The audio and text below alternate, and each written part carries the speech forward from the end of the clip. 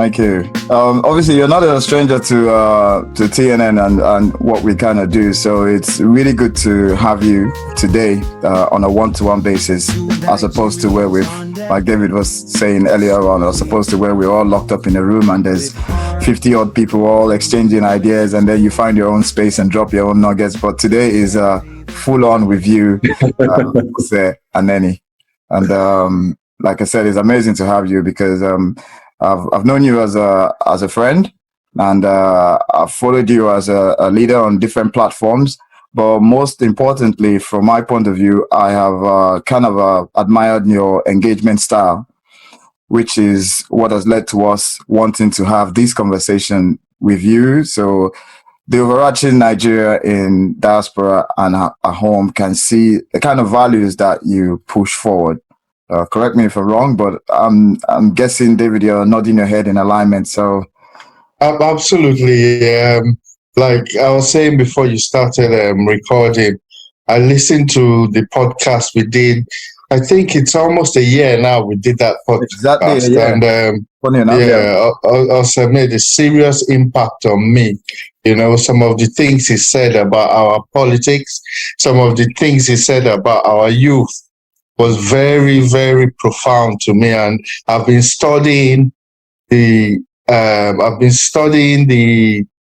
political plane ever since that podcast, you know, and trying to use your words as a yardstick. So thank you for having our time again. Thank you for giving us this 1 hour. We hope at the end of it, as usual, whoever is listening, get the value of your qualities. Excellent. Amen. That's the good one.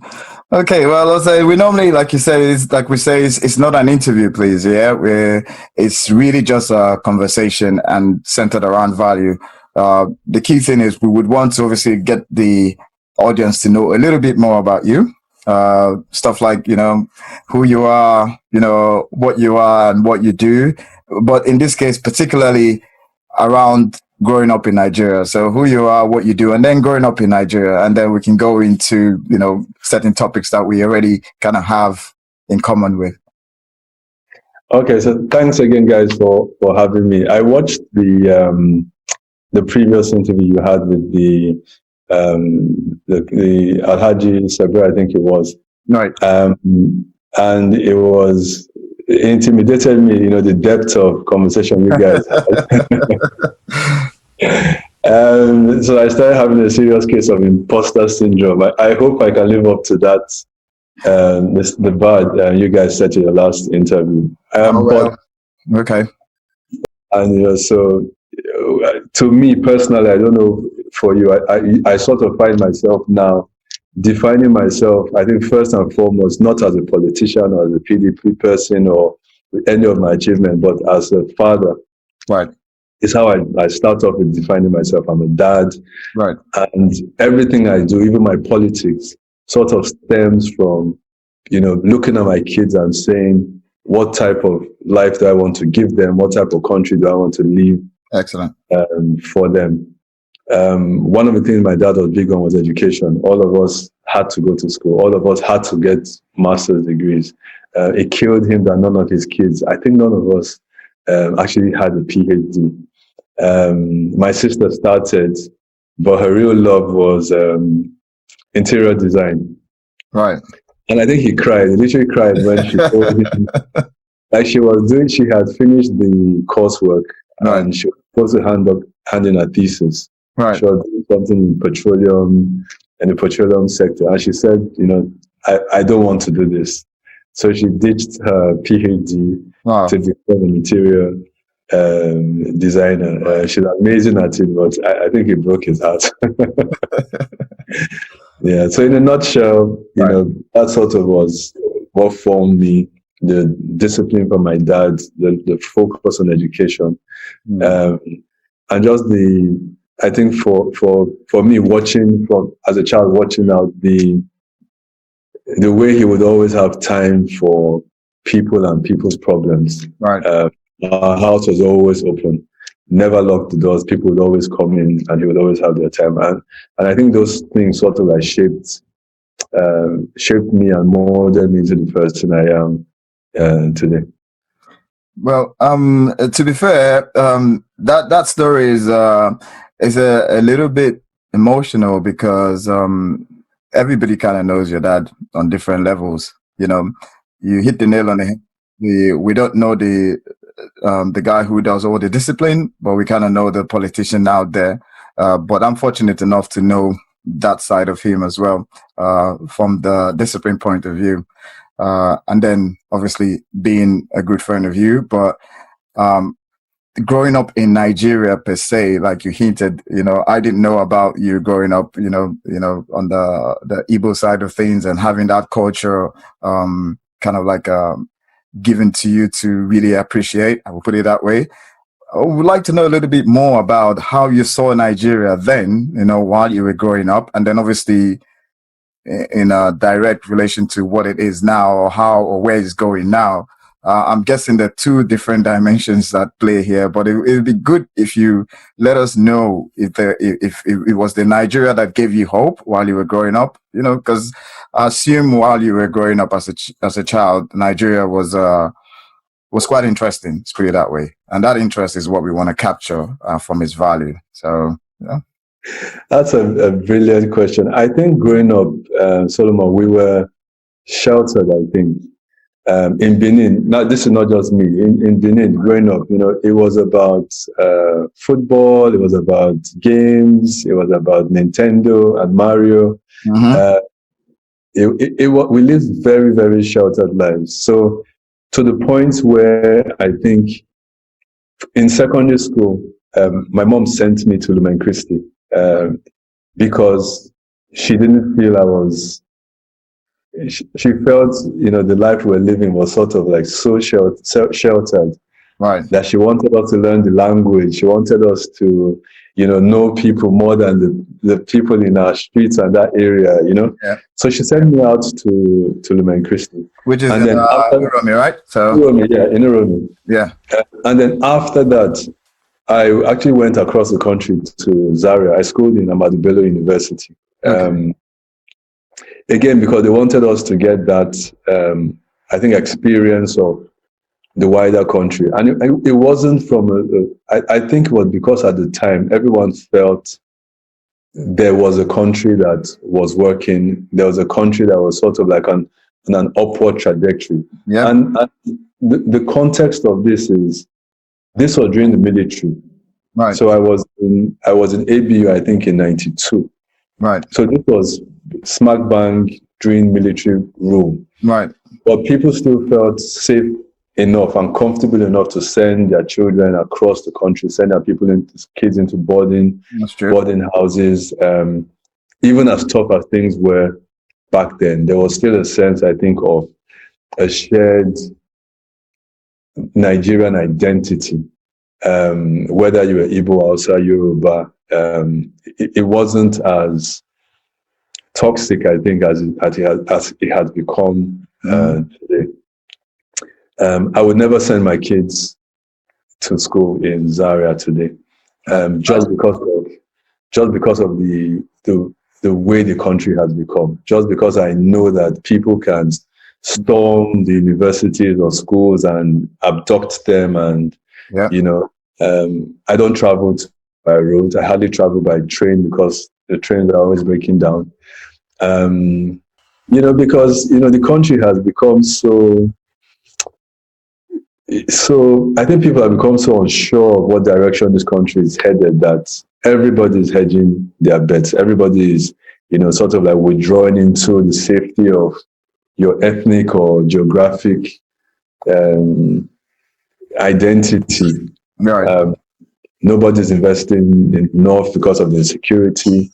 You hear conversations, even in the East now with insecurity, people are wondering what's going on there. If you know Benin now, you literally cannot travel between Benin and Uromi now. That stretch of land, that stretch of road, it's about 45 minutes, an hour, without praying or without going in a convoy of vehicles. I wanted to go by Big Joe one time, and they said So my people were telling me, don't travel between 8 a.m. and 11 because that's when the kidnappers operate. And I'm like, imagine in the UK, for instance, they'll say don't travel around the the M5 M1. between Yeah. 4 and 7 because robbers might abduct you. It doesn't make any sense. It doesn't make any sense. You know, so I worry about it. I really, really worry about, you know, the direction this country is headed.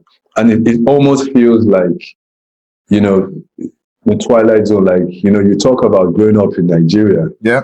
And those memories and that experience, you know, it's totally different from It is. the experiences of kids growing up in Nigeria today.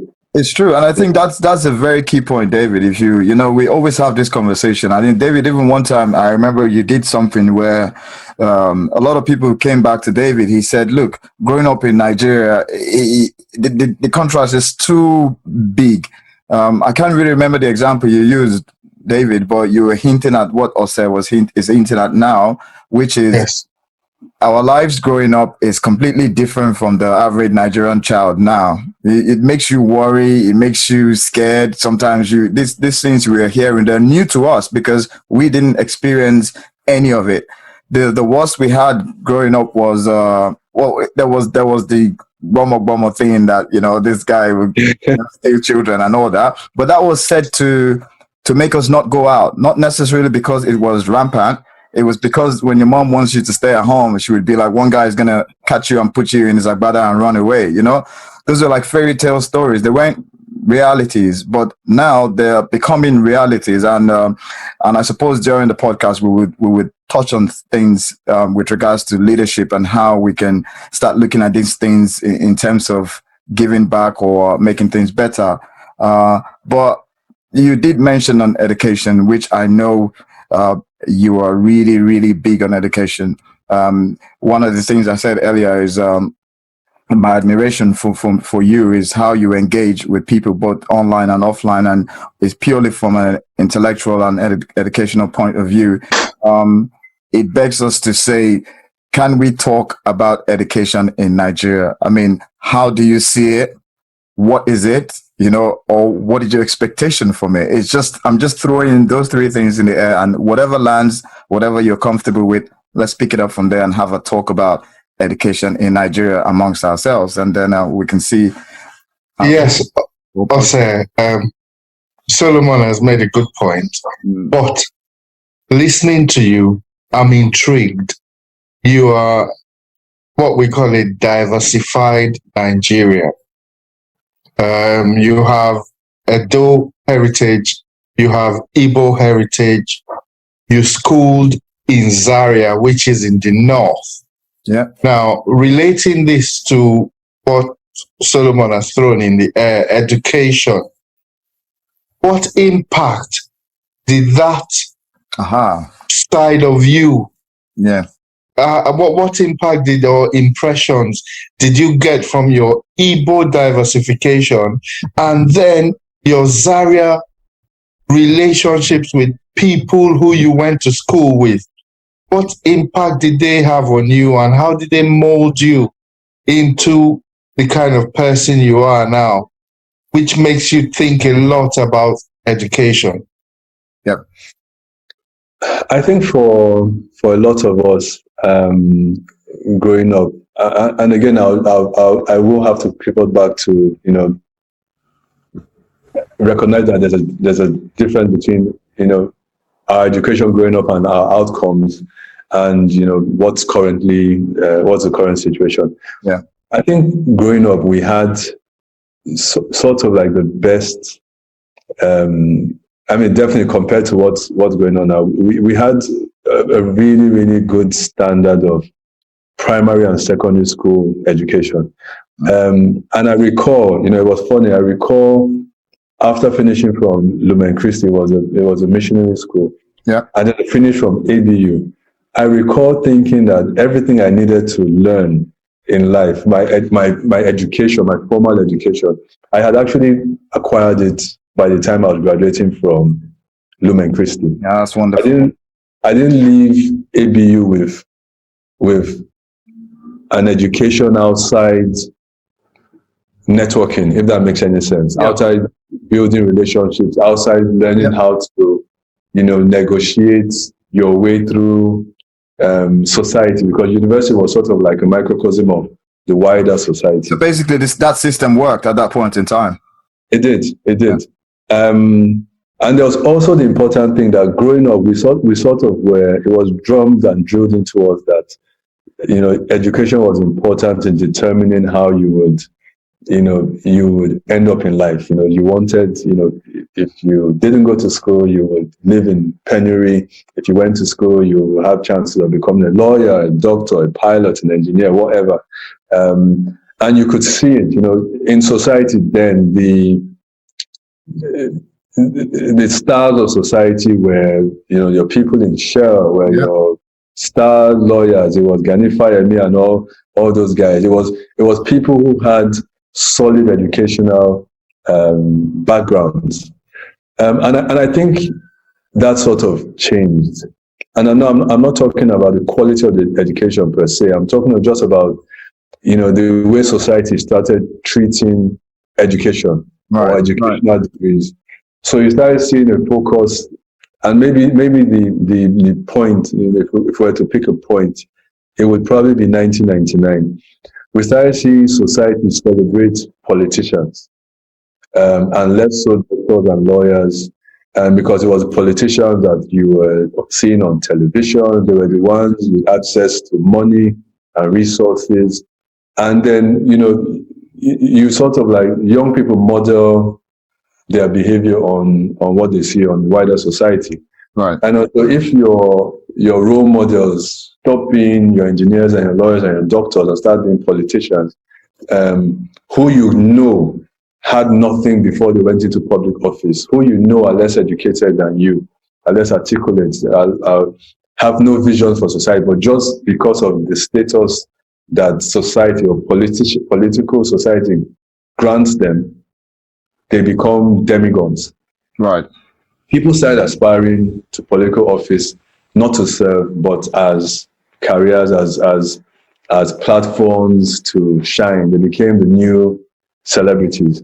Okay. And closely allied with that, when we started celebrating wealth and the wealth that politicians were celebrating, you started then seeing people look to make quick money. I'll tell you something. So we're building this hotel in Ekpoma now, right? Right. And I was moaning to someone, that, it doesn't make any sense to me. The feasibility said this hotel will fail. And he was like, no, Ekpoma is, there's 419 boys everywhere. They will patronize your hotel. Oh, wow.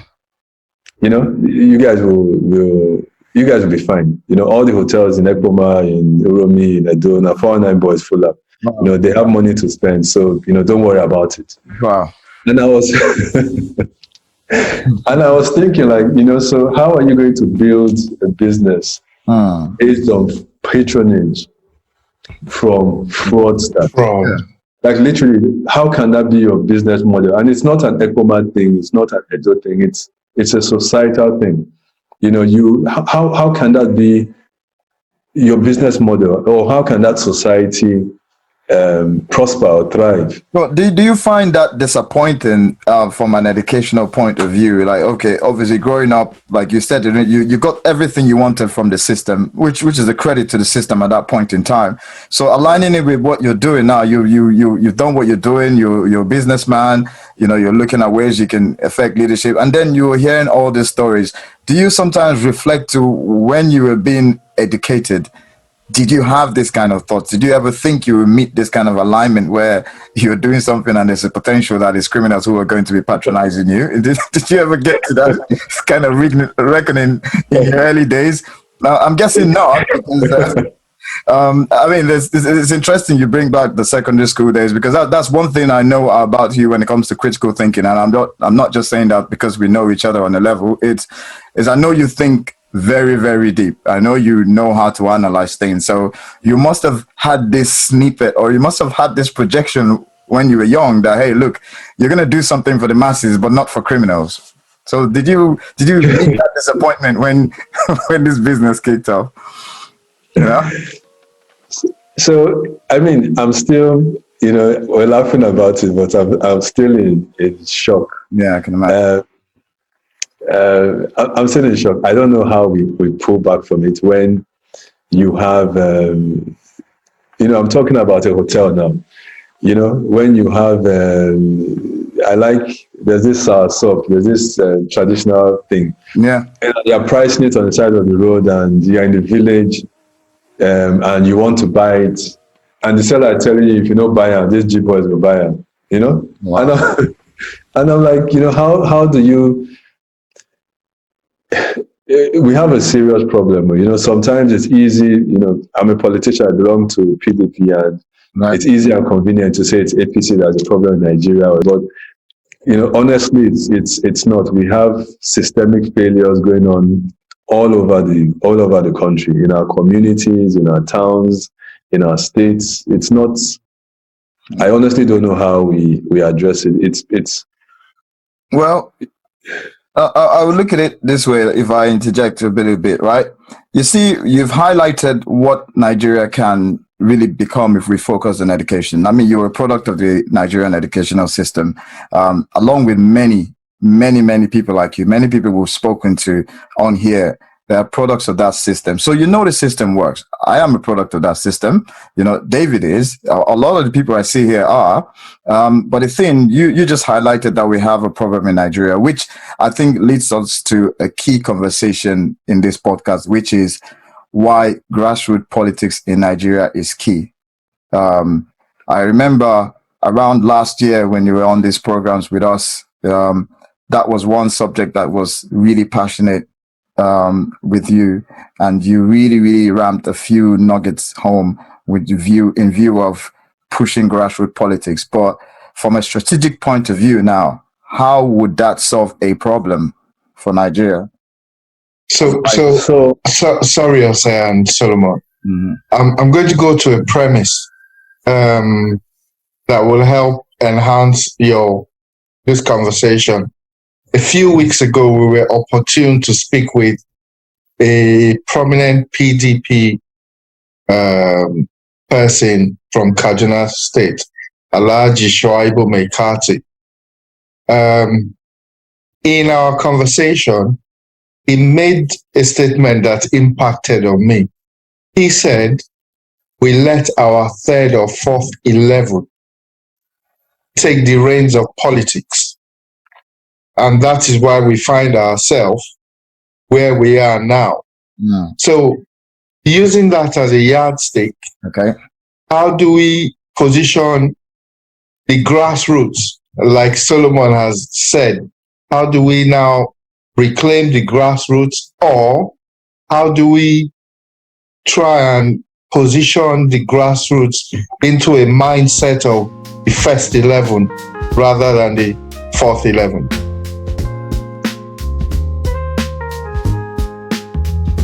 Two Nigerians on deck, a story to unfold, with hearts of gold and voices bold.